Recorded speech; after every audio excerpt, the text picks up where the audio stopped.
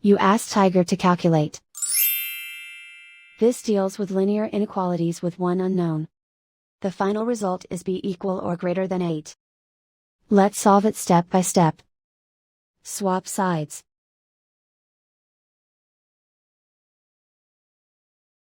Group all constants on the right side of the inequality. Subtract 4 from both sides.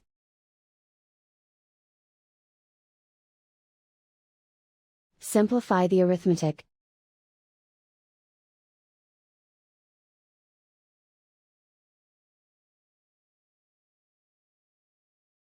Isolate the b. Divide both sides by -2.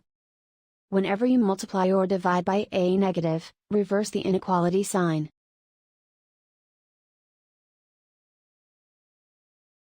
Cancel out the negatives.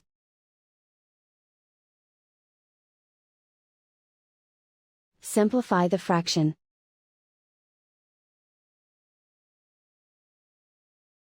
Cancel out the negatives.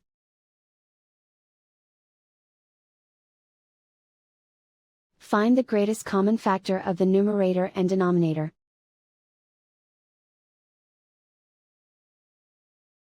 Factor out and cancel the greatest common factor.